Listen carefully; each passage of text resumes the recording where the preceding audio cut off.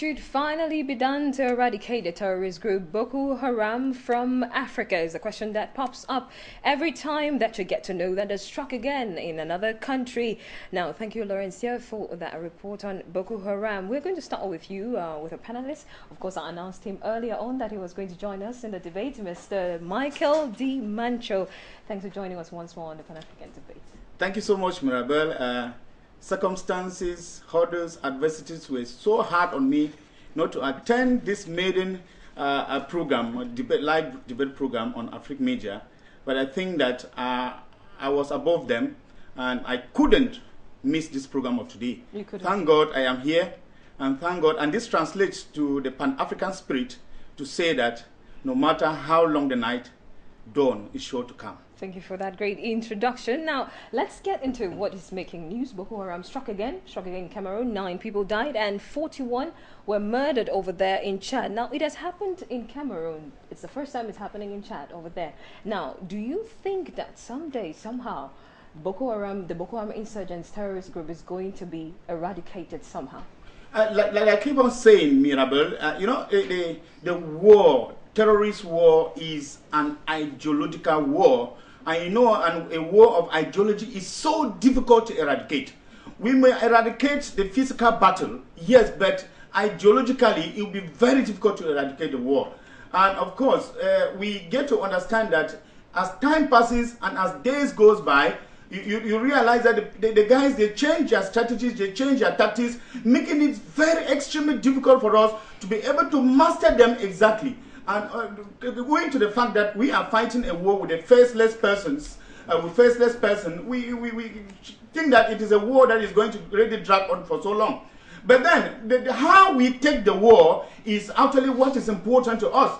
You know, a war that is living from what we call, physical war to biological weapons to chemical weapons. I mean, we actually get to understand that it is a war that has come to stay.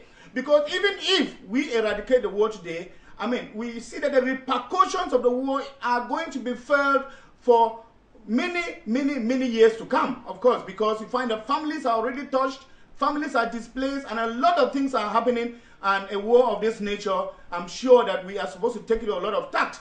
And a war of this nature too, we are supposed to be aware of the kind of partners that we involve in fighting this kind of a war. Because I was so flabbergasted, I would say that, when I learned about the kind of a partner that Cameroon is joining force with in order to fight Boko Haram. A partner that the United States of America, that we have known that in Iraq, in Afghanistan, and now in Syria, they have not been able to win the war on terrorism. I think that we need some far more reaching calculations to be able to reach out to our partners. And we think that if we as a civil society, we as Pan-Africanists, we ask about our own point of view, I think that we'll all be able to give the government of Cameroon the kind of strategies that they have to use. But I would like to say that it is going to be a very long war, but we have to be on our feet. And the only encouragement I would like to give to the population, especially of the north of Cameroon, is that they have to stay strong and stay close to each other, and that they have to be very vigilant, because one of the strategies of the war of terror is that they create fear in the population. And once they create fear in the population, they make the population to feel that their government have nothing to do about their situation. They incite the people against their government. I want to ask the people of the north of Cameroon to be very strong and to believe in the strategies that their government is putting in place, and never ever fall to issues of fear. And I would like to come again to the issue of the partner that we are having in fighting this war. And I'm surprised that these 300 soldiers of the United States of America are rather coming to Cameroon rather to outside the front of the war, which is in Nigeria. Because you realize that in section 620 of the U.S. Foreign Assistance Act, it states that the U.S. is not going to give any military assistance to any country that has committed war against humanity. And in the month of April, we were told, according to the Amnesty report, that the Cameroon soldiers have committed crimes against humanity. Then you begin to ask ourselves, and this law, of course, is reinforced by the 2014 U.S. Foreign Aid Act, that is section 8057, which further reinforced that 1961 law about assisting countries that are fighting terrorism and who are committing crimes against humanity. And this law has come to be known as the Patrick Leahy law. And you know that it is this very law that caught Buhari in the United States of America when he went to ask for aid. You remember that the first out of Africa trip of Buhari was made in the United States of America. And when he went to the United States of America, he had a very, very precise agenda. He went for something. He went at it, and that something was to get America sell arms to Nigeria to better fight Boko Haram. And when Buhari went to America, this Patrick Leahy law, that is law that was enacted in 1961, was put in front of Buhari, and Buhari was told by the House in the United States of America, your army have committed crimes against humanity, and we are forbidden by this law 620 to sell arms to you, Mr. Buhari. We are sorry. And we begin to ask ourselves, because America promised Nigeria that we are going to send drones, and we are remembering now it's about 500 and something days that the Chibok girls are missing in the forest. And America actually gave that total support to Nigeria to be able to bring back these girls. 500 and something days, and the girls are still alive. And then we are asking if with all the support that America was to give Nigeria, the drones and then the intelligentsia and all the other support related to that, America could not come up with anything that one can write home with. Is it in Cameroon that America is going to be able to create that kind of a miracle in fighting Boko Haram at the very time that we want to see the strength of the multinational task force that is just being put in place?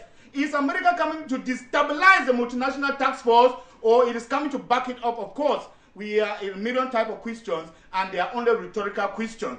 But of course, we should understand that the foreign powers, America being one of the foreign powers, they give with the right hand and they are always ready with the left hand to take. And therefore, Cameroonians shouldn't sit contented on their laurels thinking that they have had the world power. Of course, the world power that has suddenly fallen to a second world power after Russia took over from the United States as the #1 power of the world, doing its best in Syria, and we are clapping for Russia. And we have been asking our government, you have seen somebody who has proven his word like Russia. Why didn't you go in for Russia to partner with Russia to be able to fight Boko Haram, knowing the kind of word that Russia is proven in Syria against ISIS? So we are asking a million kind of question, and we are still saying that Cameroonians, you need to be very, very strong. You need to be very psychologically, built up, so that this kind of intimidation shouldn't make us lose hope, because there is hope in the future. I will stay with you, Mr. Michael. Now, when you get to look at the two countries that are involved, you have Chad, you have Cameroon. Now, if it be that President Barack Obama should not send this aid to Africa, to Cameroon, that may be more precise, do you think that Africa on its own can fight Boko Haram? Mirabel, I am saying that America is not in a position to help Cameroon in any way. Because if you look at the American economy now, America is suffering. And therefore, America doesn't have the potential to help any African country, being militarily, being economically now. Let me tell you one startling fact. One of the issues about America and Europe in general today is that if they want to be able to gain what they have lost and what they are looking for, they have to create war. America must create war in order to get what they want. And I don't think that America is coming to Cameroon to be able to help Cameroon. America, of course, if you want to, I think America didn't just get up and say, we are sending 300 soldiers to Cameroon. There were actually negotiations that were made, and we Cameroonians are asking those negotiations, what are the terms of the negotiation? Because we are afraid that this negotiation is going to far more impoverish the people of Cameroon. Because to sustain one single American soldier a day in Cameroon, I am afraid that we are going to sacrifice not only our supper, but of course, I'm afraid that we will not take breakfast in the coming days and coming months. Because America, at this very particular moment, America is economically bankrupt, and America is not at any position to help any country. And therefore, America extending itself to Cameroon, it is like giving it in exchange for something. And that kind of a thing, we should know And I want to bring our viewers back to the issue of Boko Haram when it started. When the Boko Haram started striking in Cameroon, it was just that very moment that we started our celebrated project of Memvele and Lompanga. That is the very moment that Boko Haram started striking in the north. And I want to translate it for those who do not know that that was a deliberate way in order to tear the attention of Cameroonians from the Memvele, from the Lompanga, so that people can be able to dig down our undersoil and get what is rich there, while our attention is tilted to the north. And therefore, all our resources, all our economic productivity is going to be tilted to the fight against terrorism in the north, while the colonialists, while the imperialists are there digging our milk and honey down south. Let Cameroonians be aware, let Africans in general be aware that there is no free lunch. In the world of capitalism, there is no free breakfast, of course. Because anything that anybody does for you, he does it for an interest. And you remember Jomo Kenyatta once said, you are talking about capitalism, and I know our people do not know anything about the market, because we know something about our communal life. But we are being introduced into a system, and they have told us, they have taught us in book, that there is no free lunch, and that if I give you something in my right hand, you should know that I'm going to take another thing in my left hand, and therefore people should not be fooled. People should not be, have the impression that America is coming to create that kind of a miracle in Cameroon. America is not a philanthropic kind of a country which gives for nothing. America is coming. And I want to let you know, there is one sign that people should know about Cameroon and America. America has the highest invested embassy in the whole of Africa that is built in Cameroon. Do you know the kind of interest America has in the Gulf of Guinea? That Africans and Cameroonians particularly should know that America has an interest in Cameroon, and it is only its interest that counts in Cameroon. So we should not be fooled. We should know that those 300 soldiers, it is just at the UN. When you people have conflict in an area and the UN sends you troops and they say are coming to assist you, are they coming to assist?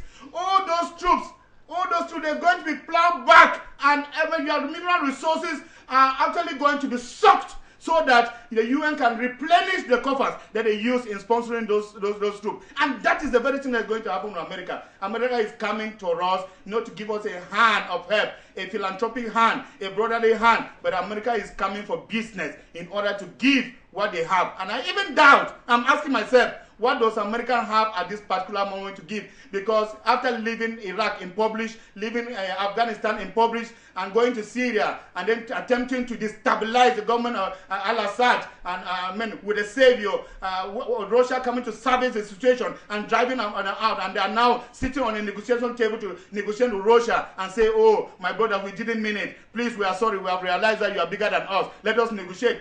What is America coming to do in Cameroon? That is the question I'm asking our government. Thank you very much, Mr. Michael D. Mancho, for that analysis. It was a really an in-depth analysis of what is happening over there with Boko Haram, and President Barack Obama sending over 300 militias to aid Cameroon.